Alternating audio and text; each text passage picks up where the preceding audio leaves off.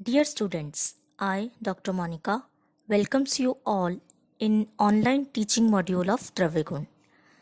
In our previous class, we have studied the importance of cultivation of medicinal plants. Today, we will discuss about the concept of conservation of medicinal plants and how to prevent this natural resource from being depletion. These two topics, that is the cultivation and conservation of medicinal plants, they both are interrelated to each other and goes hand in hand. As cultivation itself is a method of conservation of medicinal plants. Before starting our main topic, first we should be aware of the term biodiversity. So biodiversity is the sum total of all the living forms residing in a single ecosystem or a habitat, including the number of living organisms, whether it may be plant, insects, animals, their different species, and even the change in the environment is also came under the biodiversity. The changing weather, climatic conditions, change in the water, in the soil, in air, all these came under the purview of biodiversity. Next, we will come to the conservation aspect or the conservation part. So, conservation is defined as the management of human use of the biodiversity so that it may yield the greatest sustainable benefit to present generation while maintaining its potential to meet the needs and aspiration of future generation. So conservation is referred to both the in present scenario and to meet the demands of future aspects of future generation. In simple terms, we can say that conservation, these are the methods of protection, preservation, management, or restoration of natural resources. Here, medicinal plants are referred to as the natural resources. So we came to why do we need to conserve medicinal plants? The answer to this question is that our natural resources, which is referred to the medicinal plants, they are limited in nature. So if we keep on using them ruthlessly without having any strategy to replenish them, then in near future we are left with nothing. So there are so many reasons which are responsible for depletion of these medicinal plants in their natural habitat. The prime reason which I thought is the ever increasing demand of herbal medicines, and the emphasis is laid on the discovery of new safe alternative medicines for therapeutics. So the demand is much more, and it is increasing in a great pace, but the resources are limited, so we need to conserve these resources. The second factors are the environmental factors. Environment like decreasing rainfall, forest fire, drought conditions, increase in deforestation, siltation of water bodies, and decrease in the water level of underground water, and decline in the number of pollinating agents. These all are responsible for eradication of wild medicinal plant species every year. These are some of the general methods. Along with these environmental factors, developmental activities, the submergence of forest areas for making new dam or another irrigation projects or for power generation, this has also resulted in loss of valuable medicinal plant species. The infrastructure development, like the construction of buildings, malls, new highways, new roads, the power lines, these are also contribute to the loss of medicinal plant species. Along with these, some agricultural methods like the monoculture plantation. Increase in monoculture plantation of economically beneficial indigenous as well as exotic species. Only the species which are which gives benefit or economical benefit to the farmers, or some exotic species which are sold in high rates, the farmers started growing only these species. So this type of practice, it results in loss of some of the important medicinal plants which are wild in origin. Along with this, encroachment of forest land for the expansion of mankind, it has also contribute to the declining plant wealth in Indian population. Illegal collection of the herbal plants by unorganized forest collector also resulted in depletion of many valuable plant species. This comes under the overexploitation of medicine. Hence, to maintain a sustainable supply of medicinal plant, conservation of these plants are the prime need of the hour. So there are two types of conservation, or there are two methods of conservation. The first one is ex situ conservation, and the second one is in situ conservation. So ex situ conservation is defined as the growing these medicinal plants away from their natural habitat, and in situ conservation is growing those plants in their natural habitat or in the place where they grows naturally. Coming to the next slide. This is steps of conservation activities. So there are 8 steps which should be followed. The first one is examination, preservation, restoration, documentation, research activities, advice, treatment, training and education. So first, we should examine the status of the species which we are going to use, and if it is facing any threat of extinction, then we have to adopt the methods for its preservation and restoration. For example, if we are using Ativisha and collect it from the wild habitat, it's better to have tendency to cultivate the amount which we have taken double quantity. अगर हमने 1 kilo अतिविशा का plant, 1 kilo अतिविशा की root जो है वो procure की है किसी जगह से, then it's better to cultivate about 2 kg of Ativisha in place of the amount which we have taken. So it will help in conservation of this plant Ativisha. Then the next method is documentation and research activities. Documentation and research activities will help in assessing the status and in formulating the strategies for medicinal plant for the future users.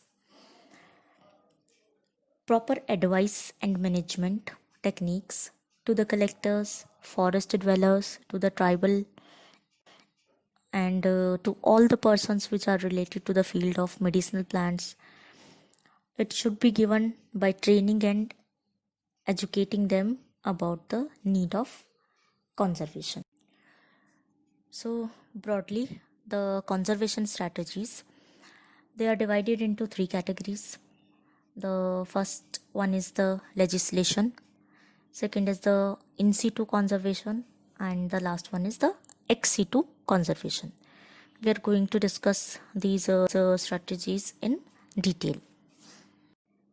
So, taking the first part, legislation. In legislation, strict regulations they should be framed by the government agencies for the commercial collection of medicinal plants that are believed to be rare or endangered. For example, in India, a ban on the production of Sarpagandha is there, and Ahifene, Papaver somniferum. It is also the cultivation of Ahifene is done under strict supervision. Their collection or their sale, these are checked or these are banned by the government agencies, and the farmer have to cultivate them by taking the permission from some authorities. Secondly, the collection should be done by trained people which will adopt the GCP or GAP norms. Good collection practices and good agricultural practices should be followed while collecting and cultivating the medicinal plant species. And all the system it should be suitably supervised too. The government it should also control the trade in medicinal plants and the plant products by regulating the import export permit. In situ conservation. In situ conservation, it includes the formation of biosphere reserves, protected areas, national park, sacred groves, or sacred sites, etc. In this type of conservation, the plant diversity at the genetic, species and ecosystem level, it is conserved on long-term basis. In India, there are about 14 biosphere reserve and 91 national parks. For example, the famous national park that is a great Himalayan national park in Kullu, and the Valley of Flowers in Uttaranchal. It's a biosphere reserve. Nanda Devi in Uttar Pradesh, Nilgiri in the Kerala and Tamil Nadu state, Kaziranga in Assam, Run of Kutch in Gujarat. These all are biosphere reserves. So, in addition to these biosphere reserve, wildlife sanctuaries, World Heritage Sites, some wetlands, mangrove islands, or the coral reefs, and the ethnobiological reserves, they also contributes in biodiversity conservation. So the formation of all these biosphere reserves or ethnobiological reserves, it comes under an activity of in situ conservation of plants, that is in their own natural habitat.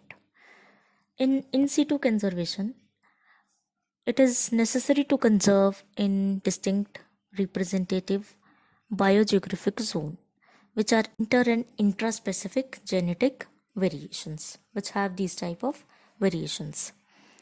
In situ conservation is also a very cost effective method of protecting the existing biological and genetic diversity. Ex situ conservation. Ex situ conservation includes conservation of medicinal plants outside their natural habitat. These activities are achieved by raising nurseries or forming the nurseries unit in different areas or locations, and supply of planting material or the seeds or other planting material free of cost, supplying these material to different areas or different states.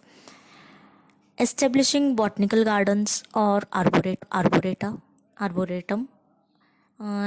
forming new parks and other suitable sites. These activities also came under the ex situ conservation of plants. For long-term preservation of plants, the plant propagules or the methods of their propagation in gene bank form, like the seed bank, pollen banks, DNA libraries, they are established. In India also, three national gene banks they had been established. The first one and the famous, which is the most famous, is in New Delhi. It is known as NBPGR, National Bureau of Plant Genetic Resources. It is situated in New Delhi. The second famous gene bank is located in Lucknow, Uttar Pradesh, which is Central Institute of Medicinal and Aromatic Plants under the CSIR. It is also famous, only known as CMAP. The third one is in Kerala, Pellod district of Kerala, which is TBGRI, Tropical Botanical Garden and Research Institutes. Then for in vitro conservation, tissue culture techniques for RET species or tissue culture repositories are also framed. For DNA storage, DNA storage is also a long-term preservation method of some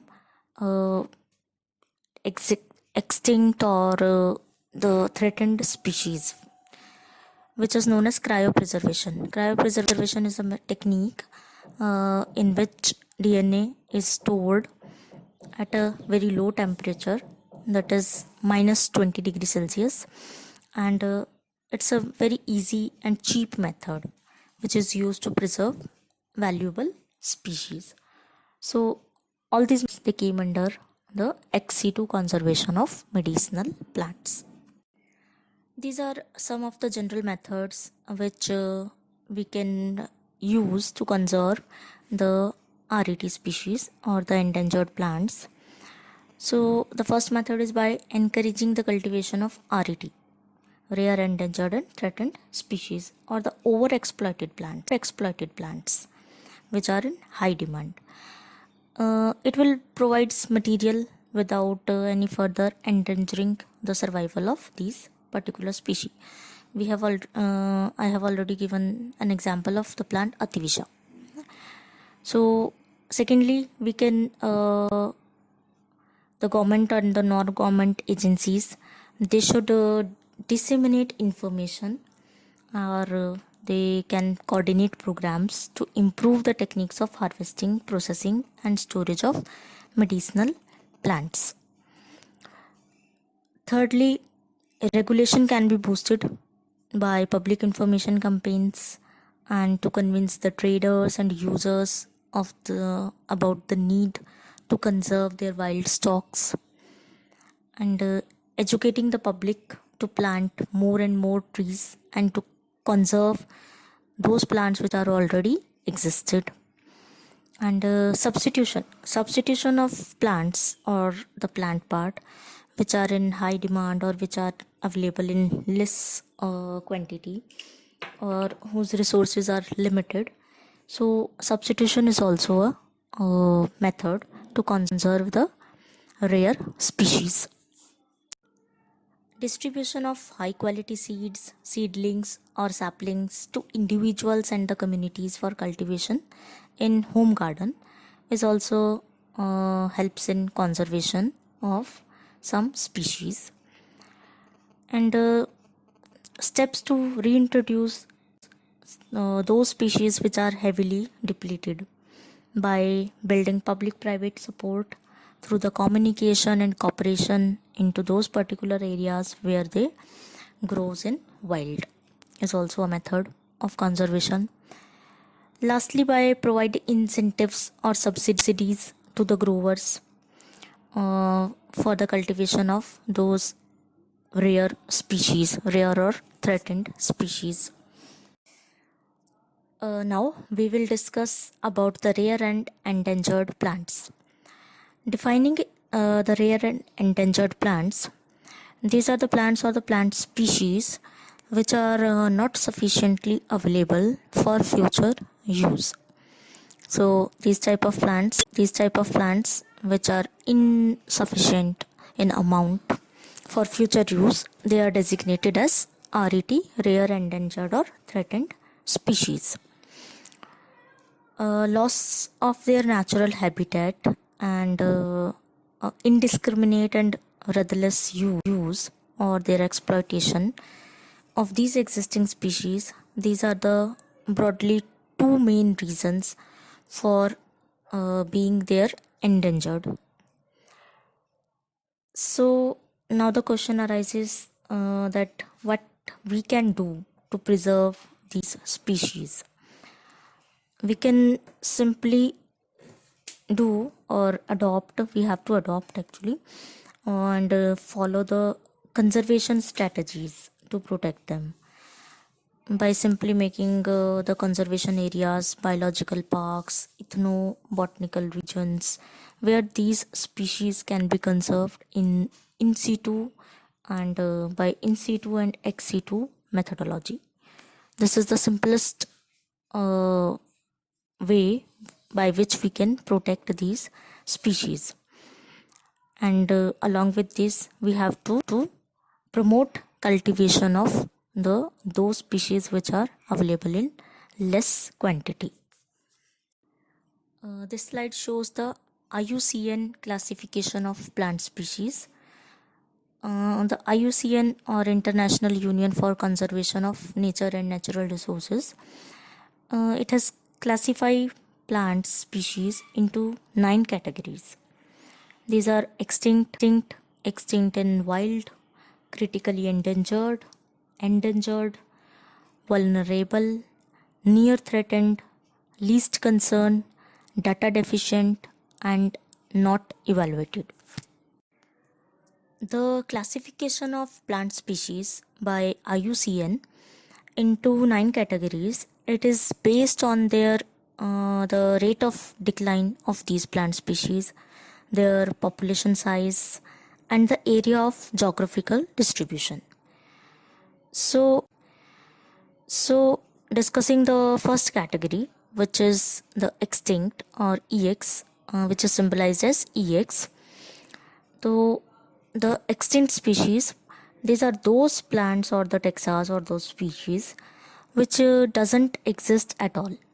That is, no individual of their species is remaining, and there is no doubt that the last individual has died. The next category is extinct in wild, that is EW.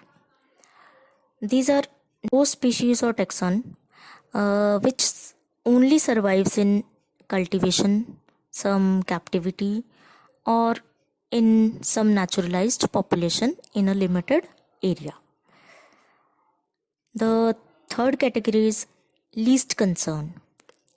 Under this category, those plant species they are mentioned which are at the lowest risk. That is, they are available in abundance, and so they doesn't face any risk of being extinct. For example, the nimb tree. Nimb tree is found everywhere in the world, so it faces very least risk of being extinction. This comes under least category or least concerned category. The fourth category is data deficient. There are some species, or in this category, those species are mentioned about which sufficient data is not available. When sufficient data is not available, so we are unable to make any assessment about their status. So all those plants, they came under data deficient category. The fifth category is not evaluated. There are also some species which are never been evaluated in these areas. That is, we do not know their population size. We are unaware of about their rate of decline. So all of those plants or the species, they came under the not evaluated category. The remaining four categories, includes the plant or plant species which are on the risk of extinctions. The first category is critically endangered. This category includes those taxon or the species which are facing an extremely high risk of extinction in wild in immediate future. For example, the Kusht, Tagar, Pushkarmool, Jatamansi, Sarpagandha, Chandan, Mamira, Agru, Ativisha. All these plants, they came under the critically endangered category. The second category is of endangered plants.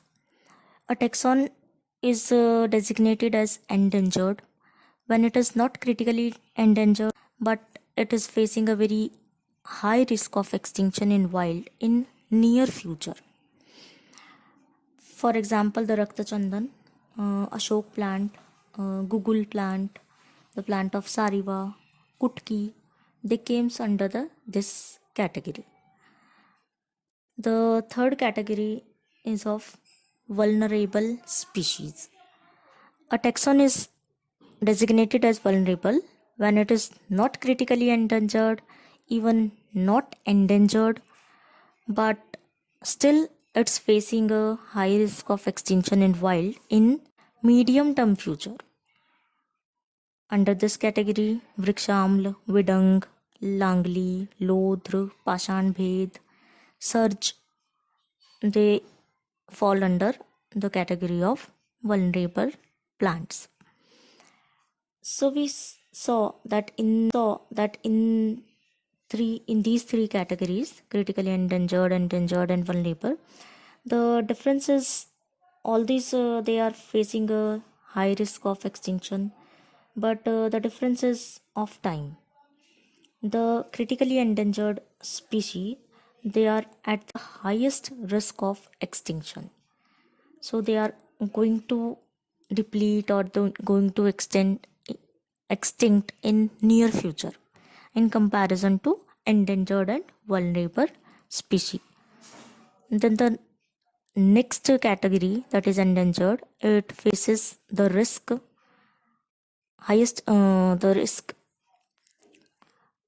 in comparison to the vulnerable species. So in near future, the endangered plants, they are going to extinct, and the vulnerable species, they took some more time in comparison to endangered to be extinct, or their risk factor is low in comparison to endangered and critically endangered species.